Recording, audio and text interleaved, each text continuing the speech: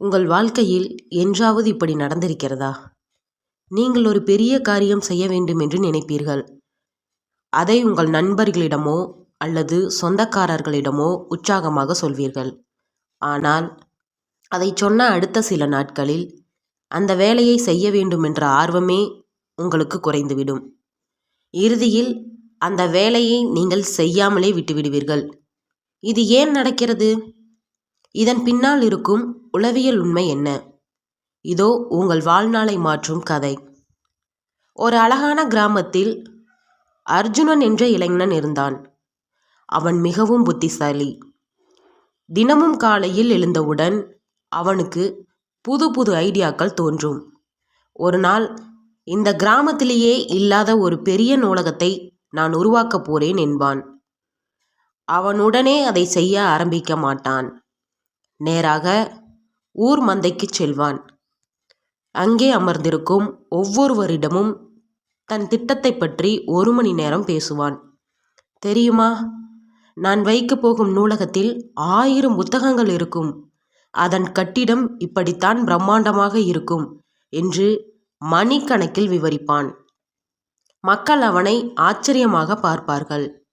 அர்ஜுன், நீ ஒரு ஜீனியஸ் என்று புகழ்வார்கள். அந்த புகழ்ச்சியில் அர்ஜுனன் மிதப்பான். ஆனால் வீட்டுக்கு வந்ததும் அவனுக்கு ஒரு விதமான சோர்வு வந்துவிடும். சரி, நாளைக்கு பார்த்து கொள்ளலாம் என்று தூங்கிவிடுவான். இப்படியே அவன் சொன்ன 100 திட்டங்கள் பாதியிலேயே நின்றனர். ஊரே அவனை பார்த்து சிரிக்கத் தொடங்கியது. அர்ஜுனனா? அவன் வெறும் வாய்ச்சொல் வீரன் என்பார்கள். அவன் எதையும் செய்ய மாட்டான் என்று பேசிக்கொள்வார்கள். இதை கேட்டு மனமுடைந்த அர்ஜுன் மலை உச்சியில் இருக்கும் ஒரு வயதான ஞானியை சந்திக்க சென்றான். ஞானி அவனிடம் ஒரு மலையை காட்டி இப்படி சொன்னார். அர்ஜுன், இந்த மலையின் மறுபக்கத்தில் ஒரு அபூர்வமான மூலிகை இருக்கிறது. அதை எனக்கு பறித்து வருவாயா என்று கேட்டார். அர்ஜுன் உற்சாகமானான். நிச்சயமாக, நான் மலை ஏறுவதில் வல்லவன். நாளைக்கு காலையில் நான் அதை எடுத்து வந்து உங்கள் கையில் தருகிறேன் பாருங்கள் என்று சத்தமாக சொன்னான். ஞானி சிரித்துக்கொண்டே, சரி, இப்போதே போ என்றார். அர்ஜுன் மலையேறத் தொடங்கினான். பாதி தூரம் போனதும் கீழே சில ஆடு மேய்ப்பவர்களை பார்த்தான். அவனுக்கு பழைய பழக்கம் தொற்றிக்கொண்டது.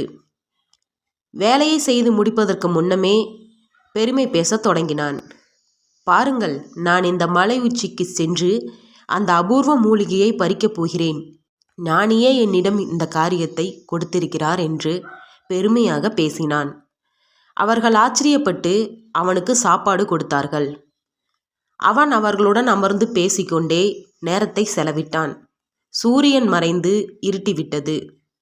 பயத்தில் அவன் மூலிகையை பறிக்காமலே வெறும் கையோடு ஞானியிடம் திரும்பினான். அர்ஜுன் தலைகுனிந்து நின்றான். ஞானி சொன்னார், அர்ஜுன், ஏன் உன்னால் இந்த மூலிகையை பறிக்க முடியவில்லை தெரியுமா? நீ மலையேறும்போது உன் ஆற்றலை உன் கால்களுக்கு கொடுத்திருக்க வேண்டும். ஆனால் நீ உன் ஆற்றலை உன் நாக்கிற்கு கொடுத்தாய். நமது மூளை ஒரு விசித்திரமான கருவி. நீ ஒரு செயலை செய்து முடிப்பதற்கு முன்பே அதை பற்றி பிறரிடம் பேசும்போது உன் மூளை அந்த வேலையை நீ ஏற்கனவே செய்து முடித்து விட்டதாக ஒரு மாயையை உருவாக்கிவிடும்.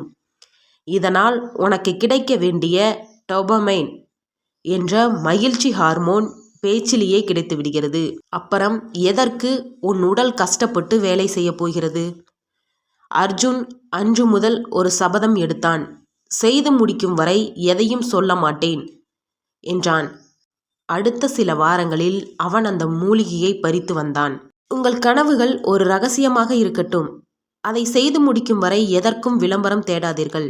உங்கள் கடின உழைப்பு அமைதியாக இருக்கட்டும். உங்கள் வெற்றி உலகிற்கு சத்தமாக கேட்கட்டும். வெற்றி நிச்சயம்.